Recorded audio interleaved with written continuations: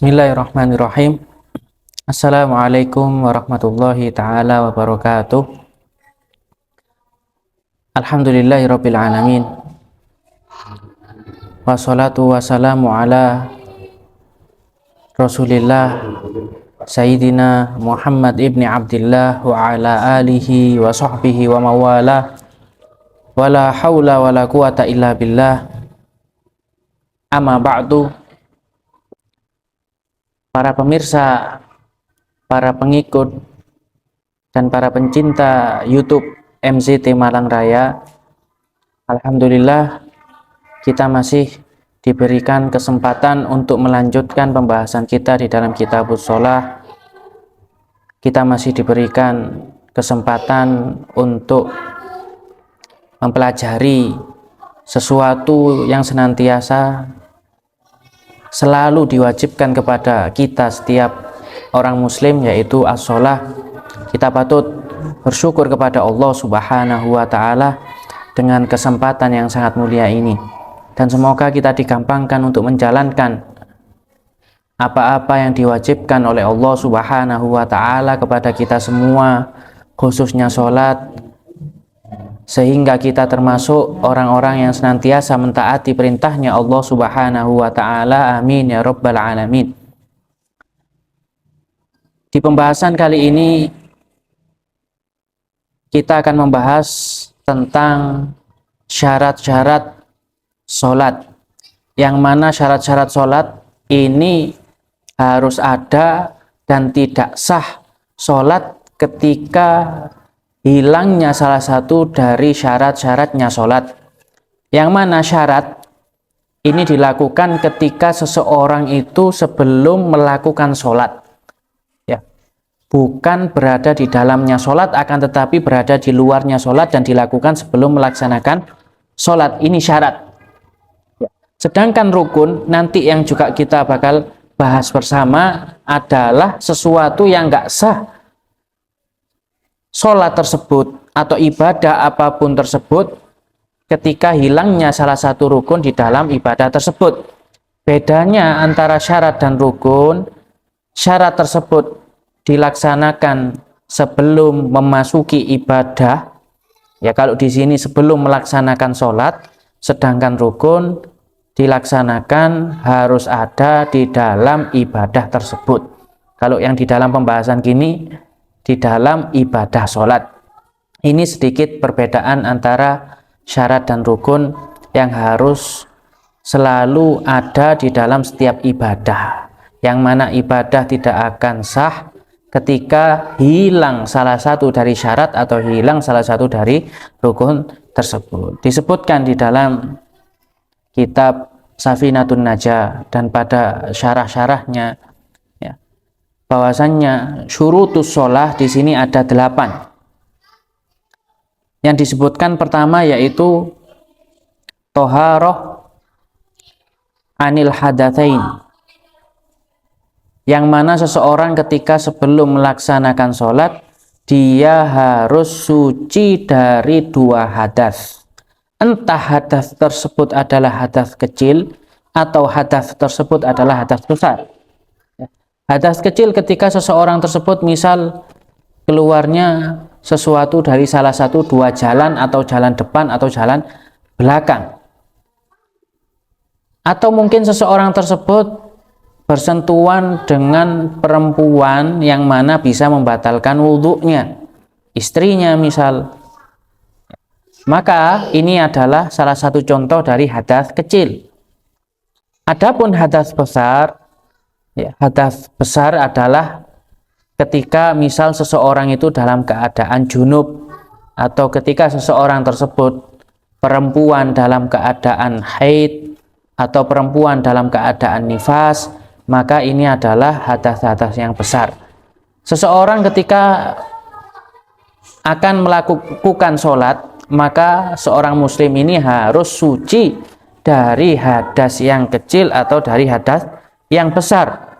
Ya, kemudian syarat yang kedua, seseorang tersebut harus suci dari najis entah najis tersebut yang ada di badannya, atau najis tersebut ada di tempatnya dia ini sholat, atau najis tersebut berada di pakaiannya, ya ini semua harus disucikan dahulu supaya sah dan diperbolehkan bagi orang tersebut untuk melaksanakan sholat.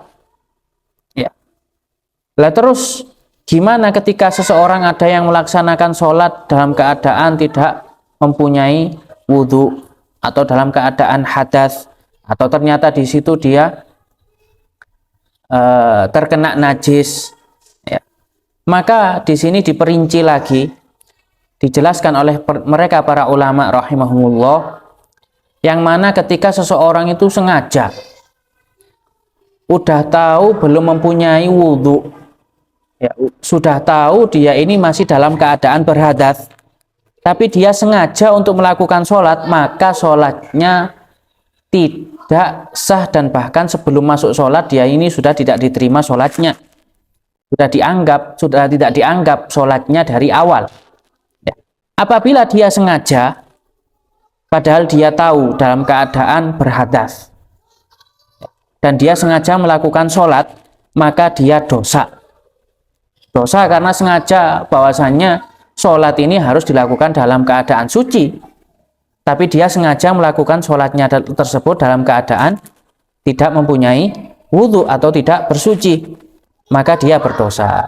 Ya, bahkan dikatakan, dijelaskan oleh para ulama, apabila niatnya dia ini melakukan sholat dalam keadaan hadas tadi itu istihza, ya, atau meremehkan atau merendahkan sholat dengan melakukannya dalam keadaan hadas, bisa-bisa ditakutkan dia ini bahkan dihukumi kafir karena melakukan atau meremehkan sholat dengan melakukannya dengan tidak dalam keadaan suci. Ini ketika dia sengaja melakukan sholat tersebut dalam keadaan tidak mempunyai wudhu atau dalam keadaan berhadas. Terus kadang seseorang itu kadang lupa, dia melakukan sholat dan dia belum bersuci, ya, belum wudhu, atau mungkin ketika dia ini mempunyai hadas besar, dia belum mandi untuk mengangkat hadas besar tersebut, dia lupa langsung melakukan sholat. Maka gimana hukumnya orang yang seperti ini? Tidak mendapatkan dosa, bahkan dia diberikan pahala dengan niatnya dia ini melakukan sholat, bukan karena dia melakukannya, ndak, ya. Karena dia lupa tidak mempunyai wudhu, kemudian dia mungkin keburu melakukan sholat, padahal lupa dia belum bersuci, maka dia ini tidak berdosa karena lupa, dan dia bahkan mendapatkan pahala niatnya dia ini sudah mau melakukan sholat. Akan tetapi sholat di sini belum menggugurkan kewajibannya, karena dia melakukannya dalam keadaan belum melakukan toharoh, ya. Kemudian ketika dia ingat, sedangkan waktunya masih di dalam waktu sholat, dia harus mengulangi sholatnya di waktu tersebut, ya. Tapi kalau sholatnya sudah keluar dari waktunya, maka seorang tersebut wajib untuk mengqadha'i sholatnya yang dia lakukan tadi ini dalam keadaan lupa, belum mengambil toharoh, belum berwudhu. Begitu juga ketika seseorang itu lupa kalau dia ini ternyata habis terkena najis, dengan catatan najisnya ini bukan najis yang ma'fu anhu, bukan najis yang masih dimaafkan di dalam syariat, yang masih diperbolehkan di dalam syariat, ya. Dia lupa kalau mempunyai najis atau terkena najis, kemudian melakukan sholat, maka sama hukumnya seperti orang yang lupa berwudu, ya. Ketika dia ingat dan dalam waktu sholat tersebut, dia harus mengulanginya. Tapi kalau sudah keluar waktu sholat, dia harus mengqadha'inya, ya. Ini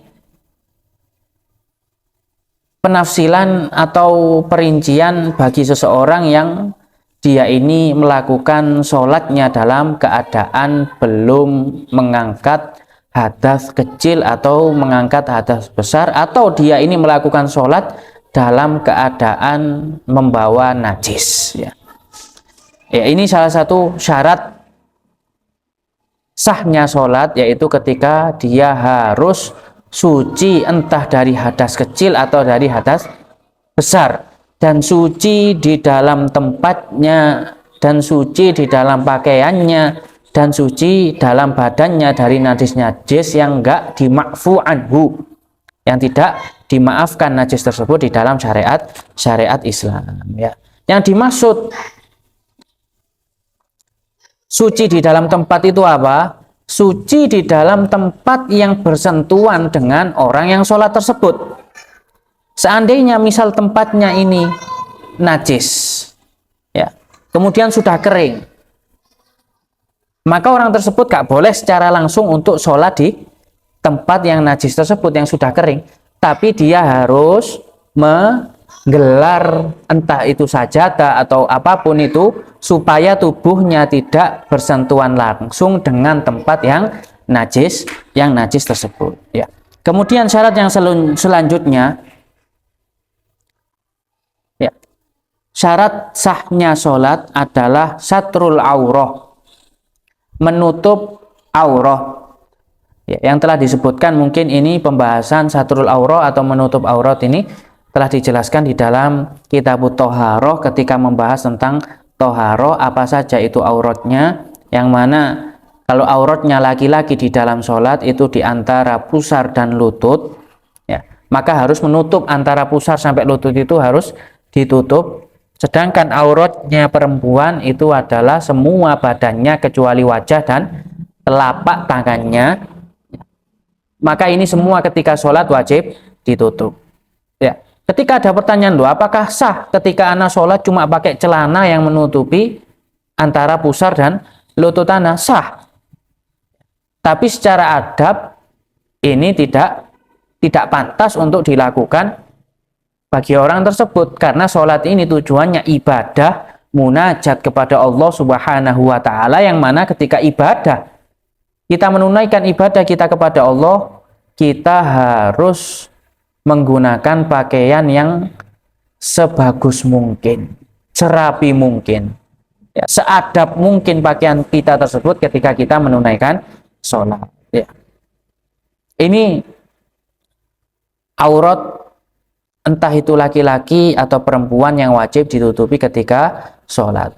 Lah, aurat tersebut, menutup aurat tersebut dengan apa? Apakah cukup dengan menutup, yang penting sesuatu tersebut menutupi aurat, nggak kelihatan aurat kita? Disebutkan oleh para ulama bahwasannya aurat di sini atau menutup aurat di sini dengan sesuatu yang mempunyai bentuk. Ya, sesuatu yang menutup aurat kita ini mempunyai bentuk. Seperti pakaian misalnya, ini mempunyai bentuk. Ya, akan tetapi kalau kita menutup aurat dengan sesuatu yang nggak mempunyai bentuk, lah seperti apa itu sesuatu yang tidak mempunyai bentuk? Seperti misal ada seseorang sholat di tempat yang gelap dan dia dalam keadaan telanjang. Ya, apakah tertutup auratnya? Kelihatan atau tidak auratnya? Tidak kelihatan. Ya, akan tetapi sesuatu tersebut nggak mempunyai bentuk. Ya, tidak ada sesuatu bentuk yang menutupi aurat. Ini cuma tempat yang gelap. Maka ini tidak memenuhi syarat syatrul aurah. Ya, syarat syatrul aurah atau menutupi aurat di sini nggak bisa dikatakan menutupi aurat ketika seseorang sholat dalam keadaan maaf telanjang di tempat yang gelap. Ini bukan termasuk syatrul aurah. Atau mungkin dia benar menutupi auratnya dengan sesuatu yang mempunyai bentuk, tapi sesuatu tersebut itu syafaf, atau sesuatu tersebut itu terawang, bisa kelihatan apa yang ada di balik penutup tersebut, maka ini juga sama, tidak bisa memenuhi syarat menutup aurat di sini. Ya, maka di sini tidak sah ketika seseorang menutup auratnya dengan sesuatu yang terawang tersebut. Ini salah satu syaratnya sesuatu yang bisa digunakan untuk menutup aurat. Ya. Sedangkan ketika seseorang benar menutup auratnya, kemudian mempunyai bentuk sesuatu tersebut ketika digunakan untuk menutup aurat, tapi ketat, Ya, apakah sah sholatnya? Maka ulama menjelaskan di sini sah, akan tetapi hukumnya makruh. Ya, lebih baik ditinggalkan. Malah ketika kita meninggalkan itu mendapatkan pahala dengan meninggalkan hukum yang makruh tersebut. Ya. Terbukanya aurat ketika sholat itu yang seperti apa sih? Ketika seseorang itu kelihatan auratnya yang bisa membatalkan sholatnya, ketika itu seperti apa? Ya. Para ulama menjelaskan bahwasanya kelihatan aurat tersebut yang bisa sampai membatalkan sholat adalah ketika aurat tersebut kelihatan dari samping atau depan atau belakang, dan ketika orang tersebut kelihatan auratnya dari atas. Sedangkan auratnya ketika kelihatan dari bawah, maka ini tidak membatalkan sholat. Ya. Semisal ada seseorang yang sholat di tempat yang tinggi, yang lebih tinggi. Sekiranya ketika ada seseorang yang berada di bawahnya itu melihat ke atas, maka auratnya itu kelihatan, karena ketika dia ini sholat pakai sarung misal, ya apakah ini termasuk yang membatalkan sholat karena kelihatan auratnya dari bawah? Enggak. Ketika auratnya itu kelihatan dari bawah, maka ini tidak membatalkan sholat. Yang membatalkan sholat ketika kelihatan dari depan, belakang, atau dari samping. Ya, semisal dia ini sholat, kemudian terbuka salah satu auratnya dari belakang, maka ini juga membatalkan sholat. Atau misal kelihatan dari atas, ya misal dia ini sholat pakai gamis yang besar, ya, dan ternyata dia maaf tidak pakai dalaman misal, atau pakai dalaman tapi nggak menutup semua auratnya, dan kemudian dia memakai gamis yang besar, ketika dia misal agak ruku itu kelihatan dari lubang yang digunakan untuk memasukkan kepala, ya salah satu auratnya yang ada di dalamnya kelihatan dari atas misal atau dari samping ketika ruku, maka ini membatalkan sholat. Ya, maka ini membatalkan sholat. Ya, ini salah satu syarat sahnya sholat, yaitu menutup aurat dengan penjelasan perincian yang telah disebutkan oleh mereka para ulama. Kemudian syarat yang selanjutnya adalah istiqbalul kiblah. Ya. Seseorang ketika melakukan sholat itu wajib untuk menghadap kiblat. Ya, menghadap apa? Menghadap kiblat ini secara apa? Ya, ketika orang itu berada di hadapan Ka'bah, maka dia harus benar-benar menghadap kiblat secara yakin. Ya. Adapun orang yang di luar itu, yang di negara lain misal atau jauh dari Ka'bah, maka dia harus menghadap kiblat sekiranya dia kuat prasangka dia ini benar-benar menghadap kiblat, maka ini sudah cukup bagi orang yang menghadap kiblat tersebut. Dan ibro atau ukuran seseorang itu menghadap kiblat dengan dadanya, bukan dengan kepalanya. Walaupun seseorang tersebut misal ternyata dadanya menghadap kiblat tapi kepalanya tidak menghadap kiblat, sah sholatnya. Tapi yang seperti ini tidak dianjurkan, ya makruh di dalam syariat ketika seseorang itu kepalanya tidak menghadap kiblat. Tapi kalau kebalikannya, kepalanya menghadap kiblat tapi dadanya tidak menghadap kiblat, maka ini sholatnya tidak sah, karena syarat sahnya sholat itu dengan menghadapkan dadanya ini kiblat, kecuali ketika seseorang itu sholat dalam keadaan tidur terlentang, maka cukup bagi dia untuk sholat menghadap kiblat ini dengan wajahnya, nggak harus dadanya. Ya. Yang mana di dalam kitab Fathul Qorib disebutkan di sebagian keadaan seseorang itu boleh untuk tidak menghadap kiblat. Seseorang boleh untuk tidak menghadap kiblat. Yang pertama adalah ketika seseorang tersebut di dalam keadaan syiddatul khauf, dalam keadaan yang sangat menakutkan. Kalau zamannya Rasulullah Shallallahu Alaihi Wasallam, keadaan ini dicontohkan ketika mereka para sahabat dalam keadaan berperang dan berkecamuk di situ peperangan, sedangkan ketika itu sudah masuk waktu sholat dan nggak mungkin untuk mengakhirkan waktu sholat karena bakal keluar dari waktunya, maka boleh bagi para sahabat ketika itu yang berperang untuk sholat semampunya walaupun tidak menghadap kiblat. Nah, ini syiddatul khauf, dalam keadaan yang sangat menakutkan. Begitu juga yang termasuk di dalam keadaan seperti ini, syiddatul khauf, yaitu keadaan yang sangat menakutkan, ketika seseorang ternyata belum melaksanakan sholat, sedangkan waktu sholat sudah mepet.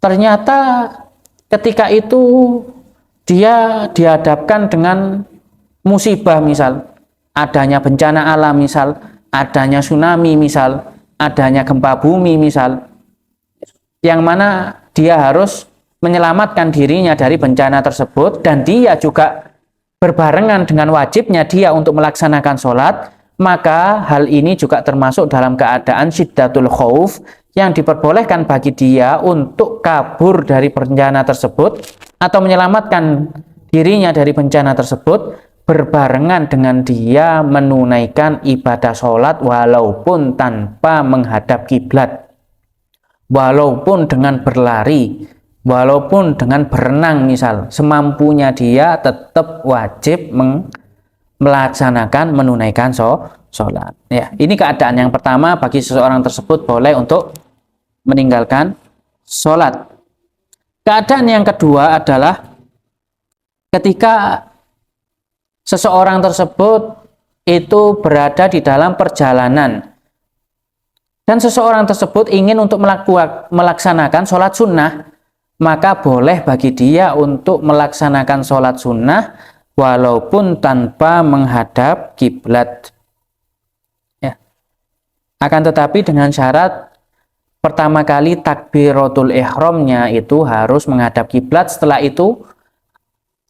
Setelah takbiratul ihram menghadap kiblat, setelah itu dia tidak wajib untuk menghadap kiblat lagi. Kemanapun arahnya dia ini bepergian, maka disitulah kiblatnya dia untuk melakukan sholat sunnah.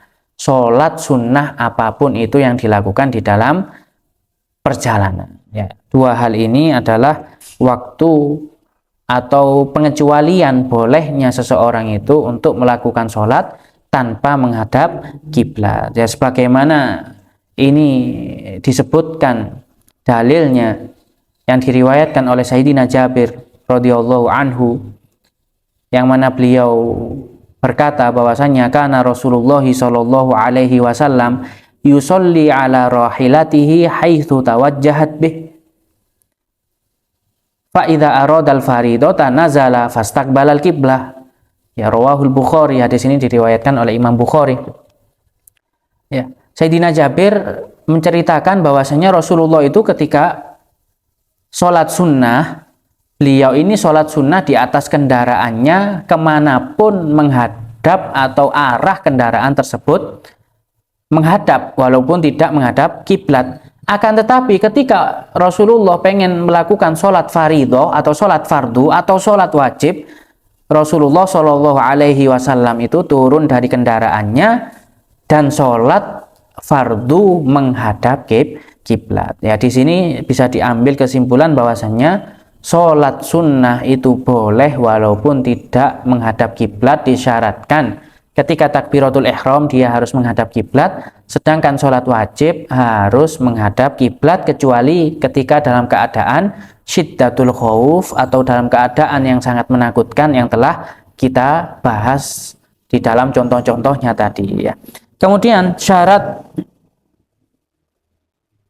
sholat yang selanjutnya adalah dukhulul waqt, ya. Dukhulul waqt atau masuknya waktu sholat. Maka tidak sah ketika seseorang itu melaksanakan sholat sedangkan waktunya belum masuk waktu sholat. Ketika kita pengen melaksanakan sholat asar misal, sedangkan belum masuk waktu sholat asar dan masih di dalam waktu sholat zuhur, maka tidak sah kita untuk melaksanakan sholat asar, ya. kecuali di dalam beberapa uzur, yaitu ketika seseorang tersebut berada di dalam safar atau bepergian, yang mana bepergian tersebut memperbolehkan seseorang untuk menjamak sholat. Pengen melakukan sholat asarnya ini, sholat jamak takdim dilakukan di sholat zuhur, maka boleh. Bagi orang yang musafir dan safarnya ini dengan memenuhi syarat-syarat safar tersebut, bagi orang tersebut untuk melaksanakan sholat asar dilakukan di sholat zuhur, atau nanti melakukan sholat isya dilakukan di waktu sholat maghrib. Ini boleh dengan adanya udzur musafir atau bepergian dengan syarat-syaratnya yang nanti insya Allah bakal kita bahas di babnya yang bakal kita temui nanti ya. Maka boleh seperti ini. Tapi kalau orang tersebut tidak mempunyai udzur, tidak mempunyai keringanan, tidak mempunyai rukhsah, tidak boleh melaksanakan sholat sebelum waktunya, sebelum masuk waktunya. Ini salah satu syarat sahnya sholat, yaitu telah memasuki waktu sholat tersebut. Ya. Kemudian syarat yang selanjutnya adalah al-ilmu bi fardhiyatih.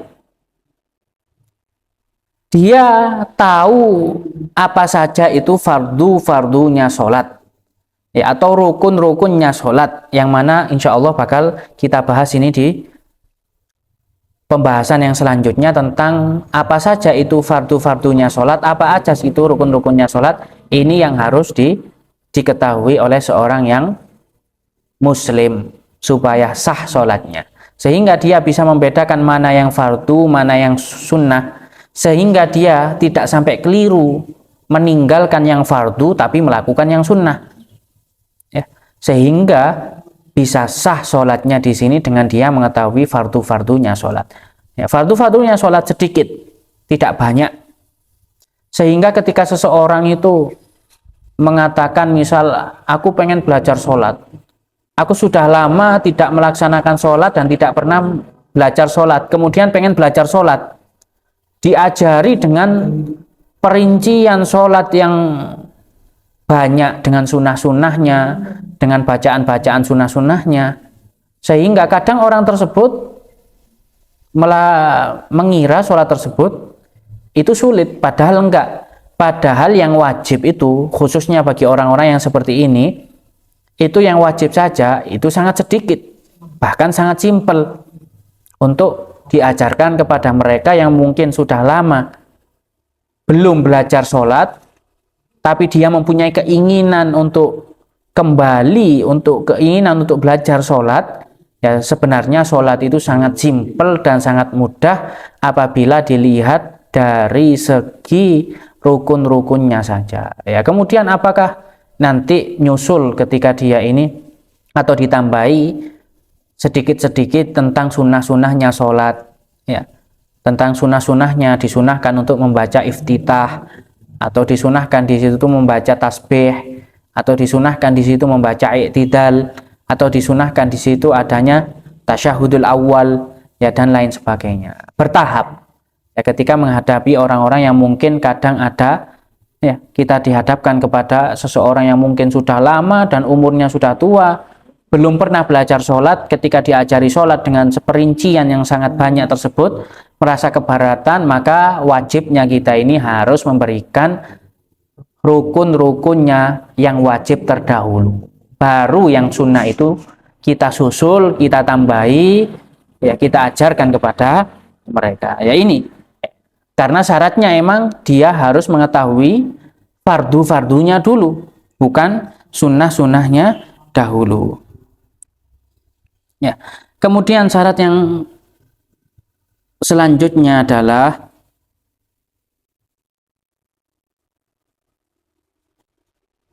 adamu i'tiqadi fardin naflan. Tidak boleh seseorang itu meyakini sesuatu yang fardu di dalam sholat itu diyakini bahwasannya hal tersebut adalah yang sunnah. Ya, seperti Al-Fatihah misal, fardu di situ. Di dalam sholat Al-Fatihah ini adalah wajib, rukun, fardu, maka tidak boleh seseorang ini meyakini, menganggap bahwasannya Al-Fatihah ini sunnah. Ini syaratnya sholat. Ya, kemudian syarat selanjutnya adalah ijtinabul mubtilat, menjauhi apapun itu yang membatalkan sholat, yang mana ya sesuatu yang bakal membatalkan sholat ini insya Allah bakal kita perinci, bakal kita bahas menurut mereka pembahasan para ulama fikih di dalam apa-apa saja yang membatalkan sholat. Ya, mungkin ini saja yang mungkin Al-Fakir bisa sampaikan, kurang lebihnya mohon maaf. Wassalamualaikum warahmatullahi ta'ala wabarakatuh.